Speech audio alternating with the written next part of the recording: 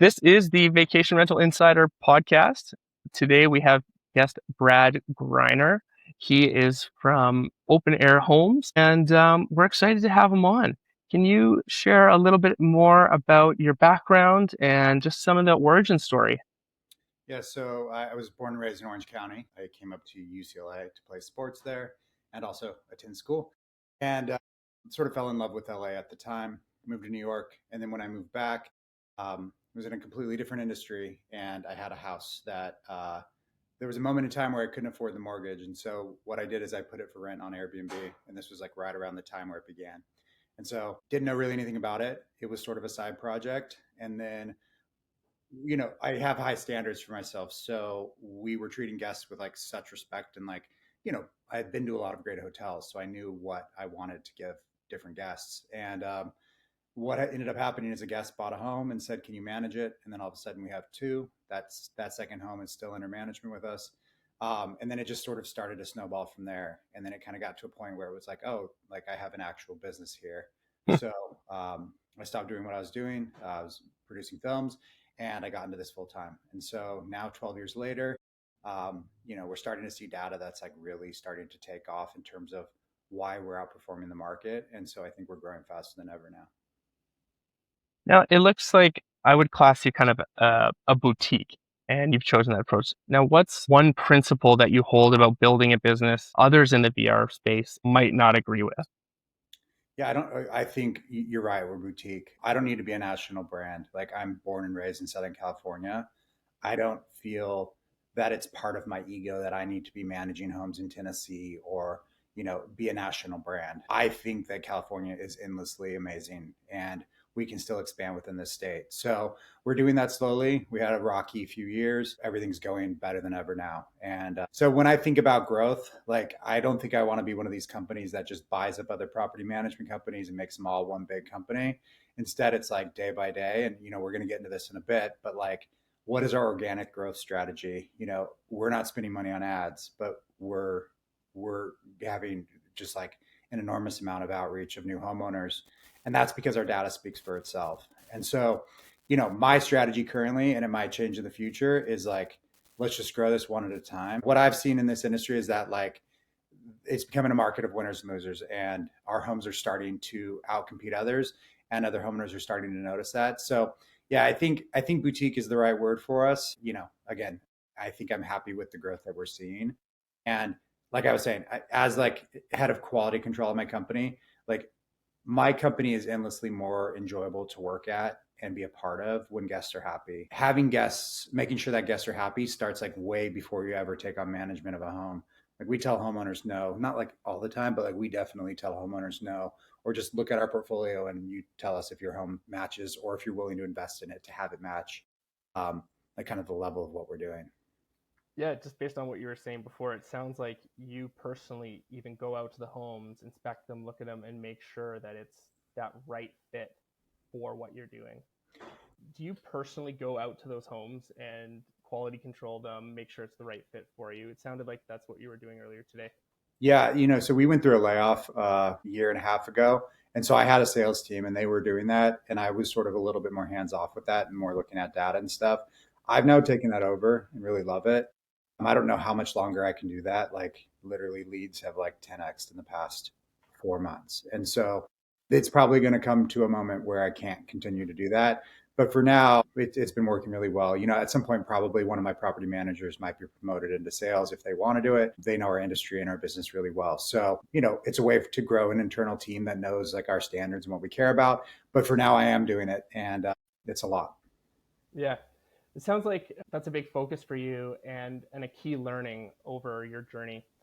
Could you share maybe 1 to 3 other insights that you wish you had before starting your own venture or that have really made a key impact along the way that you could share with other property management businesses or founders out there?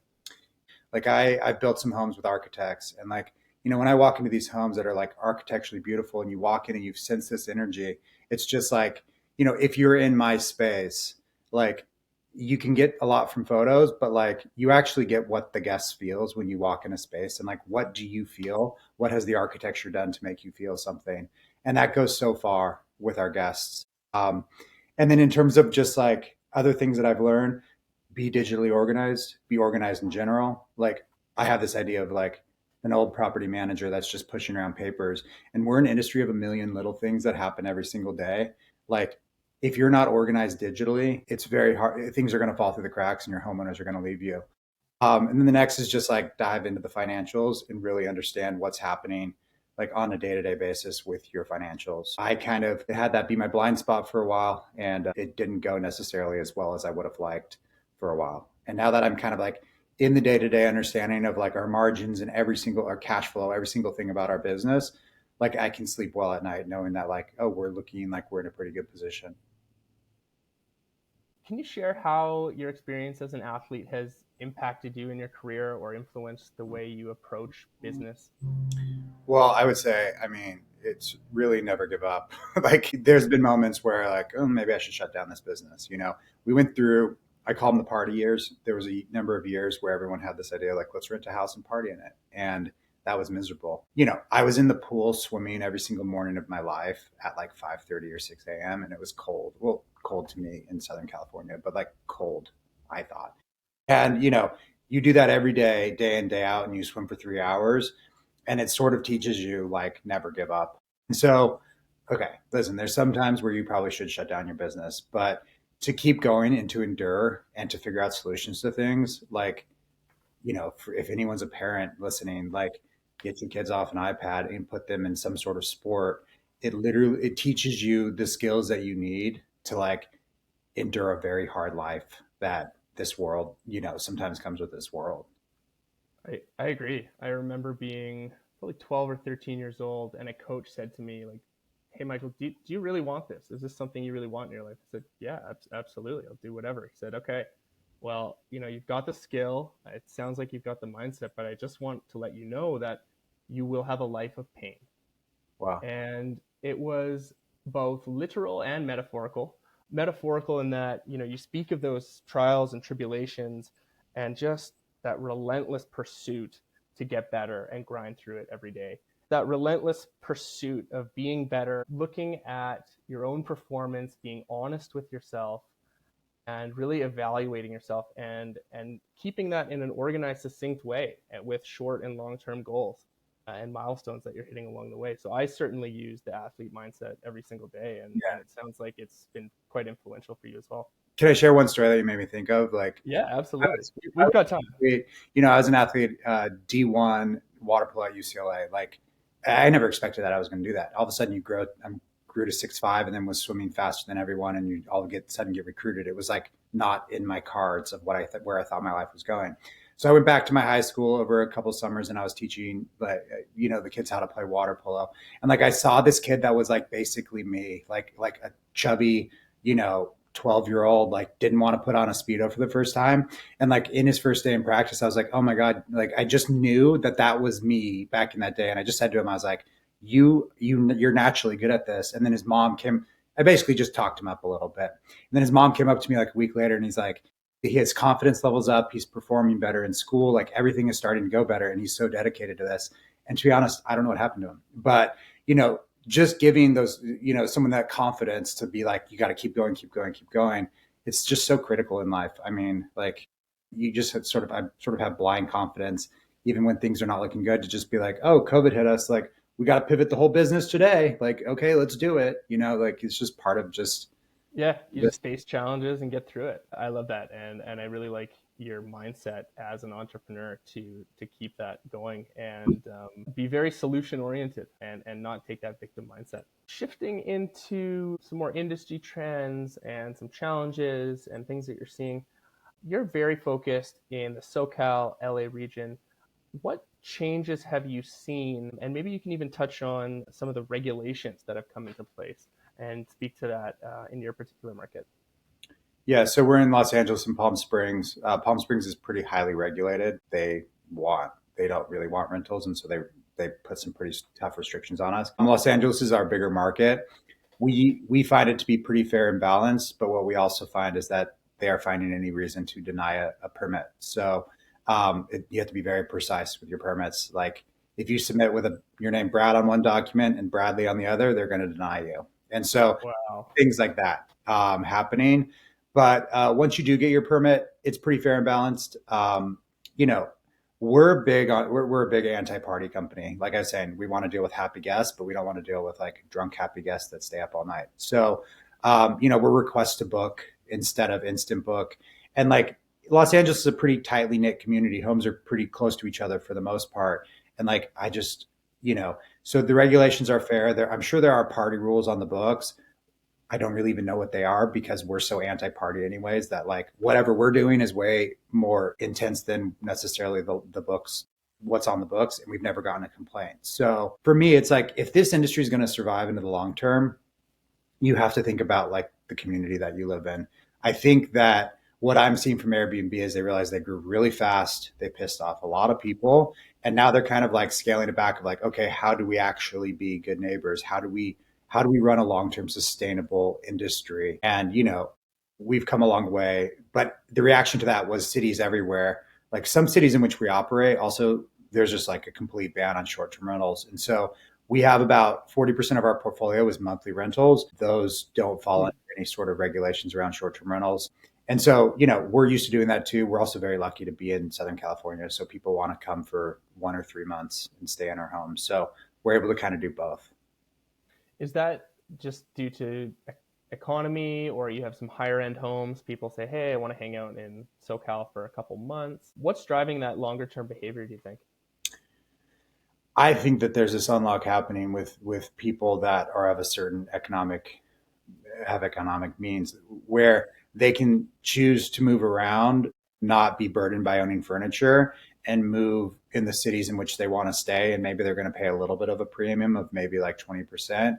But what they're going to be able to do is have like a life unlock that they work from their computer. They can really work from anywhere. Maybe they're going to want to be in Spain in the summer and they're going to want to be in, LA January through February because it's freezing cold everywhere else in the United States. And so that's what we're seeing a lot of. Our smaller homes as monthly rentals do really, really well. Like our 1 bedrooms do extremely well. When you get up to the 4 or 5, 6 bedrooms, it's a different kind of type of person. Those don't necessarily rent nearly as well as monthly rentals.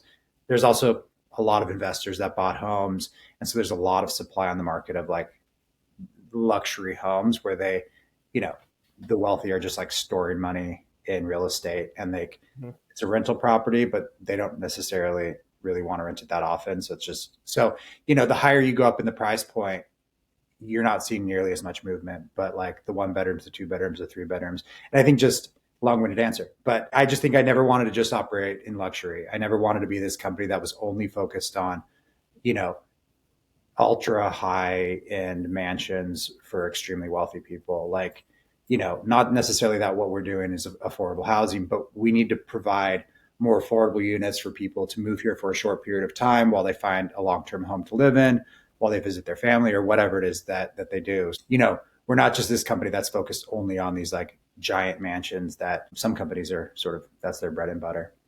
Yeah. Um, Going back to what you mentioned earlier, is all these leads coming in, new homes, interested, and you're kind of reaching a breaking point in terms of your own capacity to do that quality control. What's working well for you in terms of that acquisition? How are you generating all that inbound traffic?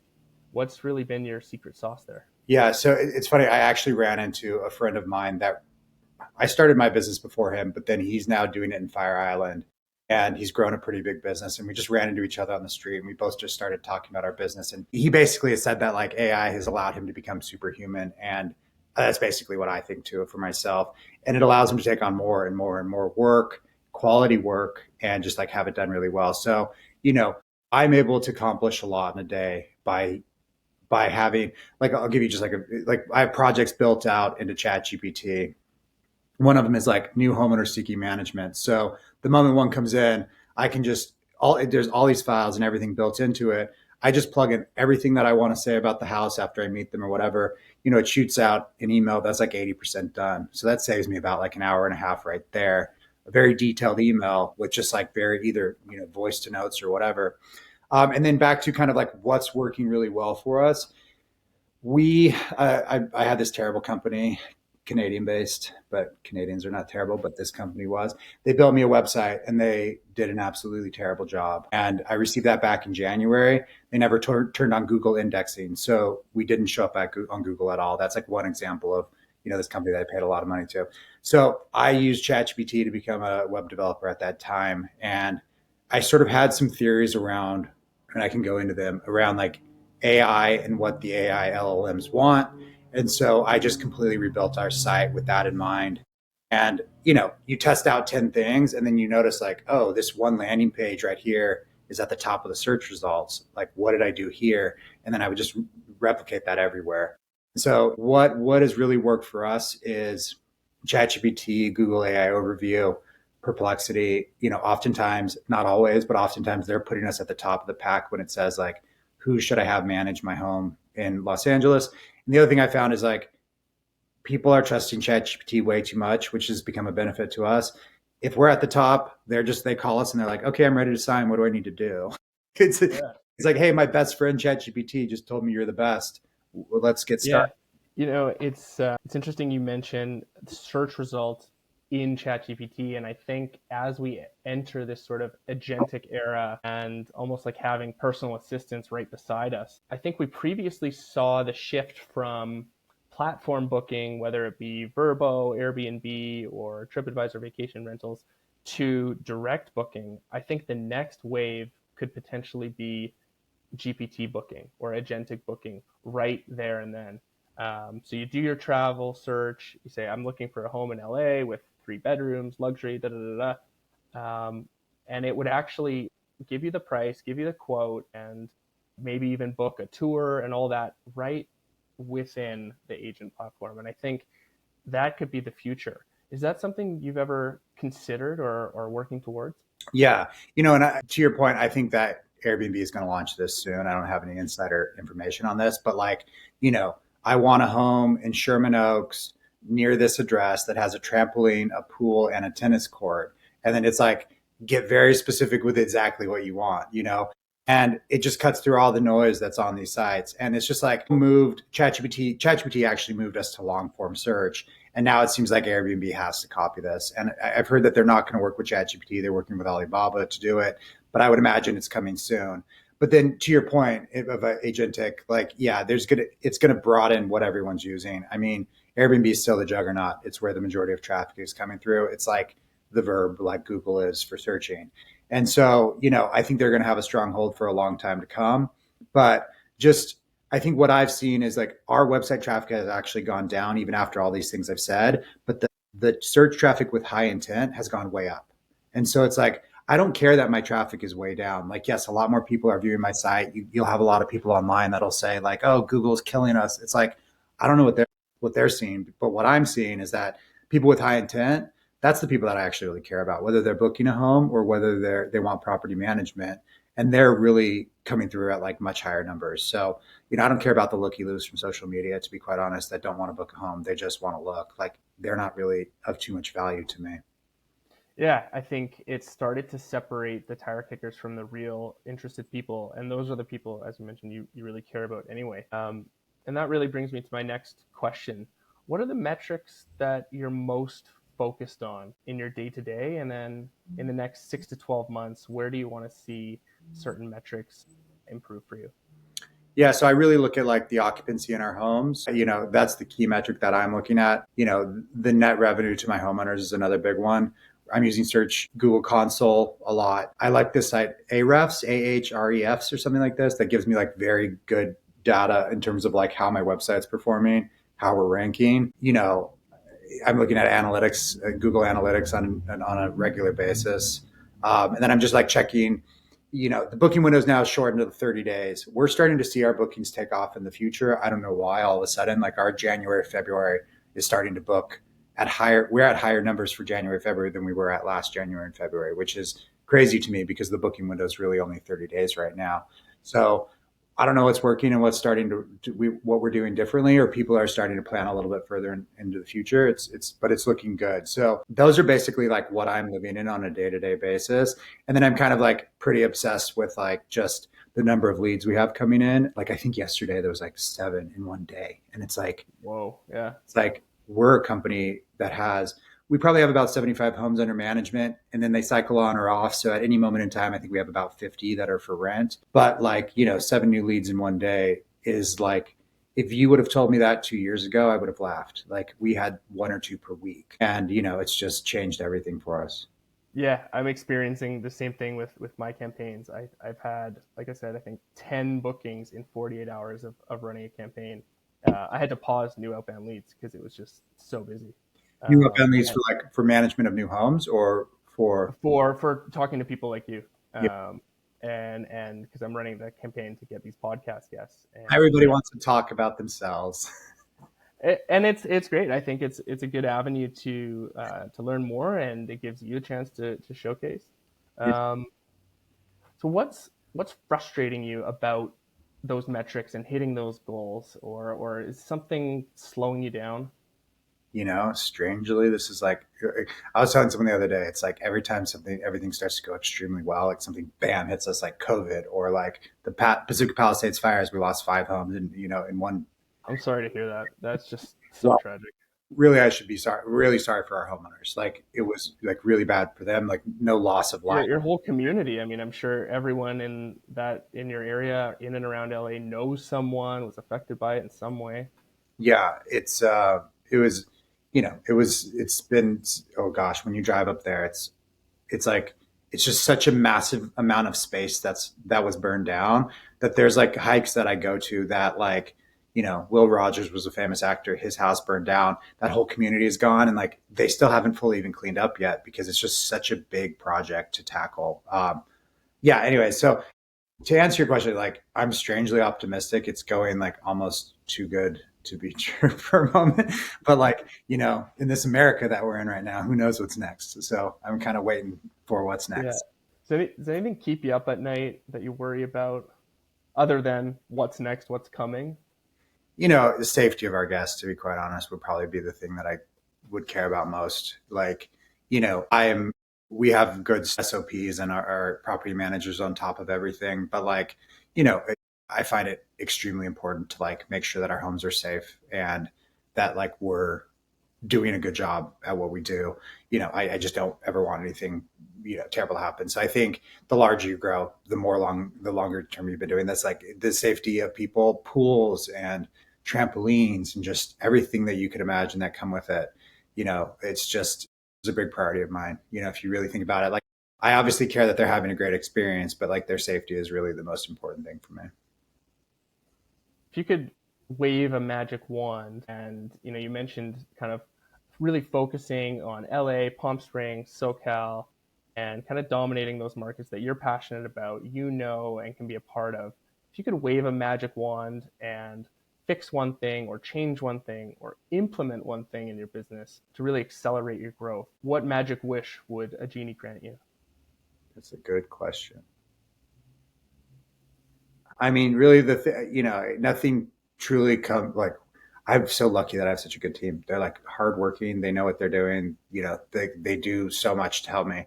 I think the one thing that I'm kind of like focused on right now is like what our expansion into Orange County looks like and how to do that in a way that makes sense. So, looking at various options. But I guess if there was a magic genie that could grant one wish, it would probably be, I'm kind of formulating like a separate business plan or like a part of our business plan that like slightly changes how we do things. And so the genie would be like, here's $1 million so that you can do what it is that you want to do. Actually, probably closer to $3 million. But, that would be probably if I had like a magic genie, that's Yeah, probably what it would be. capital seems to be a top answer on the show. Yeah, and like, listen, I think when your metrics start to do this well, like at some point, people start to notice. I've never really been a big fundraiser. Like some companies in our space have raised hundreds of millions of dollars, and like I wish them well. I kind of like this organic growth strategy that I'm on. It's just, I don't want to be the Vacasa, a national brand that then goes public, and then all of a sudden you like, good luck. Like you piece together this entire company. Every property manager is working differently. There's no brand standards across the country. If you think about Marriott or Four Seasons, these companies were built over the course of 100 years. And we now look at the Four Seasons and we're like, wow, that's the Four Seasons. When you just run off and you do it as fast as you can, you didn't build the Four Seasons, you built the budget travel lodge or whatever. No offense, Vacasa. But Yeah. you know, Um, it's just not really that interesting to me. And I'm glad that they grew and they probably made a lot of money in the IPO and everything went really well for them. It's just like not something that really seems very interesting to me, if I'm being honest. no, fair enough. Um, Supposing you did have that million, how do you think you would mostly deploy it? Would it be just team members? Would you run ads and actually kind of go after that rapid growth, or Yeah. how would you actually use it? Not to go into too much, but like just what I'm looking at is and studying is like the companies that are raising huge amounts of money and how they're looking to expand. I would want to do it in an entirely different way. And that's really, I don't, like I said, I don't think this buy property management company, expand, raise more money, and just like keep, cycling them in. I don't think it makes homeowners happy. I don't think it makes the guests happy. There's a lot of like issues with it long term. And so I'm looking at what they're doing right, what they're doing wrong, and looking at like when is going to be the right moment for us to really actually start growing. Also, the other thing is I had to get my operations down. I used to think they were down. Now they're actually down. Like we are like a well-oiled machine that can like take on management of a home very fast, get it rented very fast, optimize pricing and listing in a very fast way on all these different. Ready for scale. Get your foundation of the home built super solid, and then just replicate it. Yeah, yeah, and Yeah, so I'm just kind of that's sort of how I'm looking at it, and in terms of like management of new homes, I think data does really help a lot of like just showing how much better we're doing in the market. But like I'm really looking at like what are innovative ways to increase the size of our portfolio in a way that makes sense for us as a brand and then also just like makes sense for homeowners to join us. But it is like one homeowner at a time as opposed to just like buying up property management companies great. that kind of lumped in. Yeah. I'm curious to learn more about your expansion into Orange County or elsewhere. What role would you say competition plays in developing that strategy? I've never really thought too much about it. Like I don't really I know what a few companies in our space are doing.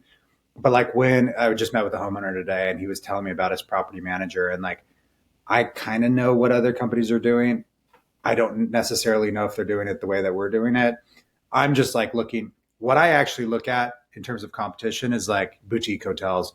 Like I think boutique hotels are doing really incredible work. They're treating you like a human being. And so when I'm looking, you know, there's a couple companies in LA that are doing really incredible work in our space too. But I'm more looking at boutique hotels. I just think we have a lot to learn as an industry from the boutique hotel or hotel industry.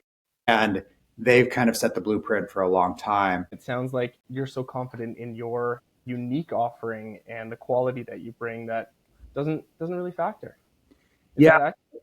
like if I was to expand to Nevada, like Las Vegas today, I would be very nervous because I don't know anything about that at all. But like for me expanding into Orange County, it was like, I did a deep research project on the short-term rental laws of Orange County to catch up because it always changes. I'm from Orange County, so like I know it like the back of my hand. So like to me, expanding to that area, there are some companies that are doing it well.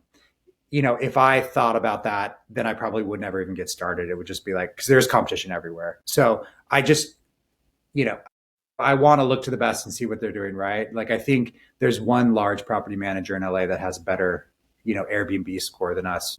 I think we're at 4.89 now. We just dropped from 4.9, but they're just like a couple percentage, like a couple tiny points ahead of us. And I was like, I am wondering what they're doing to make this work in the long term because that score is like a very good indication if you're a homeowner looking for a property manager. That's like the first place to look is like look at their Airbnb score.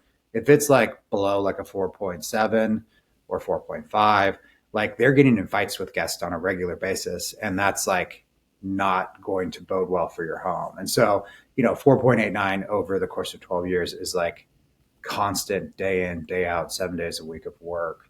um, and that's really the top metric that I would look at if like you're looking for a property manager, to be quite honest. All right. Shifting the focus to back to operations, and we kind of talked about how AI might influence the booking process itself into that agentic booking, how else do you think AI could influence or is influencing the VR space? And what steps do you think that forward thinking property managers themselves or property management businesses should take to get ready for those changes? I think like there's a part of me that's like, this is not my domain expertise. Like there was a moment that I set up Salesforce and, I was told by the person that helped me set it up, which was like, this is going to do a version of that. And it never did. And so I'm sort of in the wait and see process right now where it's like, I know these systems are getting so smart and I know that there are tools coming that are going to like blow us out of the water. I haven't seen one yet. I'm sure they're coming and I'm sure they might already exist, but I haven't tested anything yet that has like drastically that could drastically improve our operations. I mean, I think we're just preparing for a future where, like, I'll give you an example. Like when we take on management of a home, we go into the home and we learn every single detail on the back end of the home, like the dishwasher, make and model, every single thing about the home. And we have that all on the back end. So at some point in time, all that information that we have in the back end, data is very important. And I know that that's going to become valuable for whatever it is that we're doing. But like, if I had to think like right now, like what are the tools for AI? I'm at a wait and see approach. I think there's also going to be a pretty big backlash against AI from employees that might be fired in the future because of it. And from like, we have we have high net worth guests. Like they don't want to speak to an AI. So I'm just like, we're using AI, don't get me wrong, but I'm sort of at a wait and see approach for what's working before we sort of fully loop it into our business. Yeah, I think that human element, especially at the higher end of the experience chain and that sort of white glove service, to me, I think will be one of the last, if not ever, places that AI or even a robot might replace someone. I think that human connection and high end service level is something that just can't or won't be replaced, not anytime soon, anyway. Yeah. I completely agree with you. And so it's like, there's probably some certain things where it could probably take over and then like be like, hey, this is more for you. And we've tested some, just it's like never really worked. If anything, like what I do is I do download like a 12-page report of all of our brand standards. I send it to every single one of our reservations team, like our virtual reservations team. They plug that into their ChatGPT or Gemini. Now Gemini looks like it's, outperforming ChatGPT. But basically you could plug that in, or the new version, Gemini 3. But like you could plug that in and then they all of a sudden, when they're like caught on like what the answer should be to this, they can plug it in and then edit it from themselves.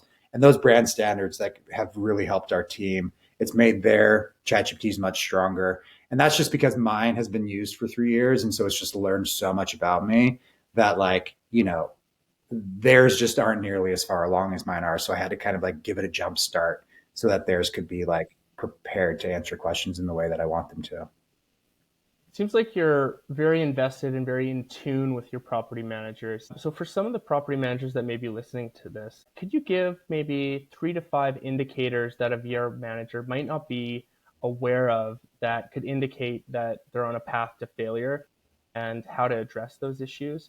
And more importantly, we talked about KPIs. What key indicators that they should be focused on and looking to improve? Yeah, I'm going to answer this and hopefully I got the question right.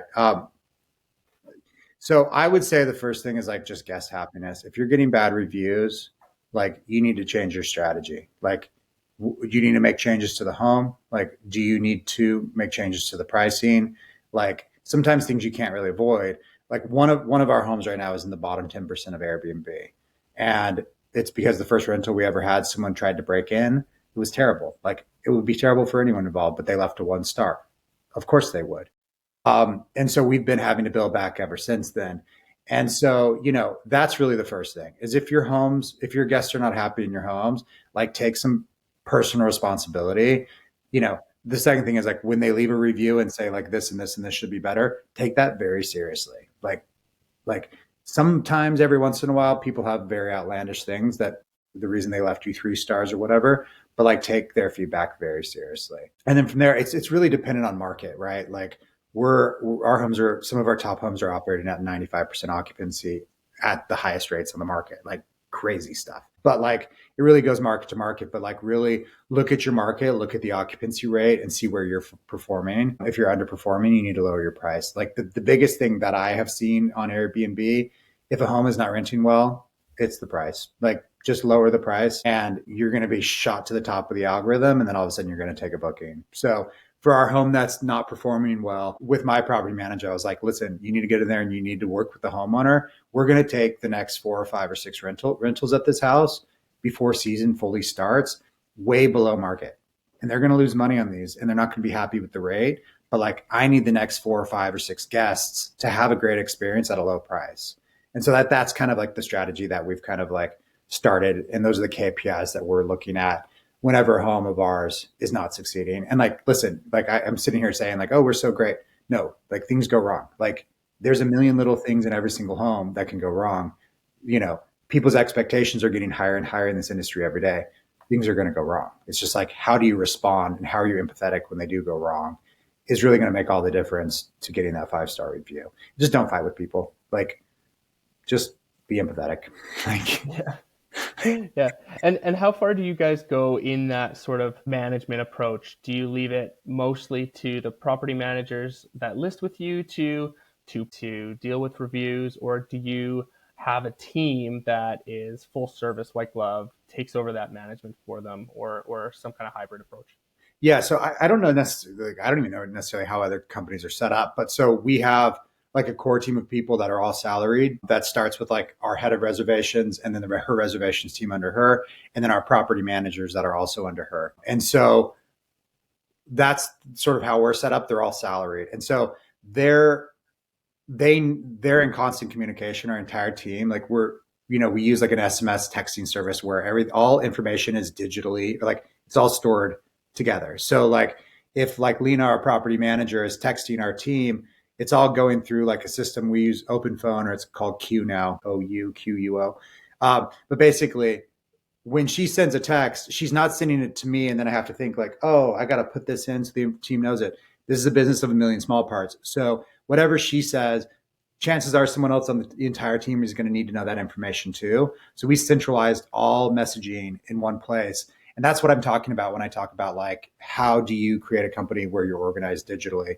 Like, listen, we've been doing this for 12 years. I didn't figure that out for a long time. We used to have a SMS service where we would text. They'd be locked out. They'd call us, and it doesn't receive phone calls. And so, then they're even more mad because they're trying to call you because they're locked out, and all we can do is text so. Anyways, we've just figured out these things over time.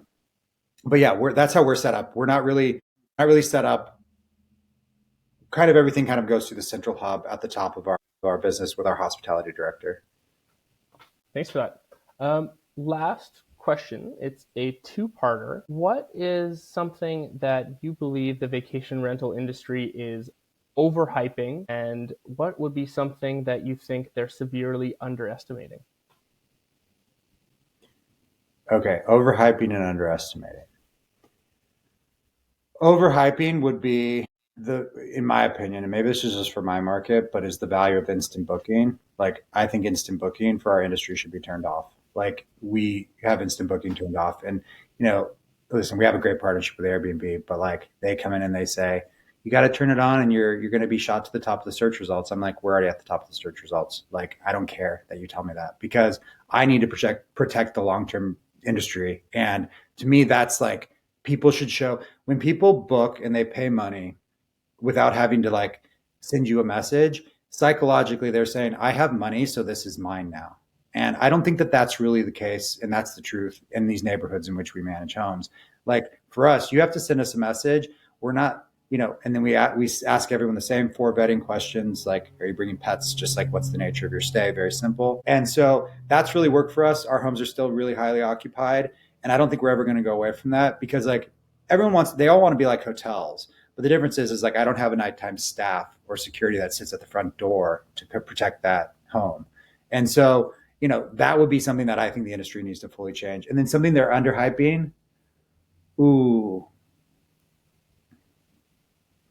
like, just, gosh, I don't know. What is yours? Tell me yours, and then I'll think of mine.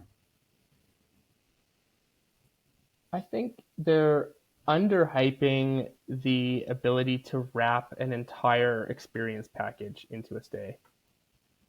For especially for the younger sort of Instagram generation, I think they're looking for unique, tailored experiences to who they are. And I think, Viator kind of tried that, but it's kind of more like you're going to Niagara Falls, here's the tour that you can book on a boat. I think people are looking for more like rich and authentic experience. Like if I go to Italy, I want to cook with an old grandma. I have a funny story about that. Yeah. Go. Yeah, let's hear it. Like I was in Italy this past summer and like, we were just testing out the power of ChatGPT. And our search was like, give me an Italian restaurant where Nona is at the restaurant and she's serving people. No joke. We went to this restaurant where this old woman that doesn't speak any English is coming over and she's like, and ChatGPT gave me that. Like, and it was like in the area that we were in the Amalfi Coast. And yeah, I kind of agree with you. I'll answer with yours, but like, I do agree with you that like, there's this article that I read about how there's a certain like millennial coffee shop, this vibe of like the white subway tiles in the coffee shop. Like everywhere you go in the world has that exact same like, independent coffee shop that all is designed exactly the same and it all matches this like Instagram aesthetic. What I think is that like choose unique art, choose interesting art, choose challenging things in your home. Like I had a Lana Del Rey quote in this Hollywood Hills house that I used to own. That's like this beautiful house. And it wasn't necessarily like that clean of a language. One guest said, "Oh, we need to take that down. I have kids." Like, okay, but like I think a lot of other people really appreciate it. It's a home in the Hollywood Hills. And so like do things that are challenging and unique and one of a kind. And it's not going to be for everyone, but it doesn't need to be for everyone. The conversion rate on Airbnb is healthy at 1%. So if 1% of people are booking, that's a healthy rate. So out of those 100 people, you just really need to get one of those people to be like, I love that home. Yeah, I think that's cool. I think you've hit the nail on the button with this industry is just finding that one person who wants that stay at that time at that price. Yeah. Yeah. It's and they're tracking every single little data point everywhere. And I tell this to my homeowners every take on management of like they know the price you purchased it for, they know like your property taxes, they know everything. So it's like they have an idea before you ever even list what they think your nightly price should be, and maybe you've made improvements or whatever. But like they are tracking so much information about every single one of these homes in terms of like, do guests love it? Like, what are they thinking about it? Like, just all these things become critically important. And I think that when I'm working with new homeowners, like there's just so many people that are just like want to do it so standard and so basic. And it's like, let's just take some risks. Like, obviously risks in a way that like are interesting for you in the home that you own, but like, we don't need to be so cookie cutter here. It's like, we're I don't like managing homes that just are just white walls. Sure. Yeah. And last question, is there a particular customer or customer experience story that you'd like to highlight for our guests? Ooh. Well, I think that the customer that we're targeting, I guess this is more advice too, like market to the customers that you want. Like if you put a Lamborghini in your driveway, you're going to market to those types of customers. But if you want moms that drink wine, maybe do an infrared sauna, like, or wellness people. So the customer that we're starting to target, I have an infrared sauna at my house and a cold plunge. Like this is the direction that I want to move. We're also in Southern California. So, that's really become sort of the type of customer that we're targeting.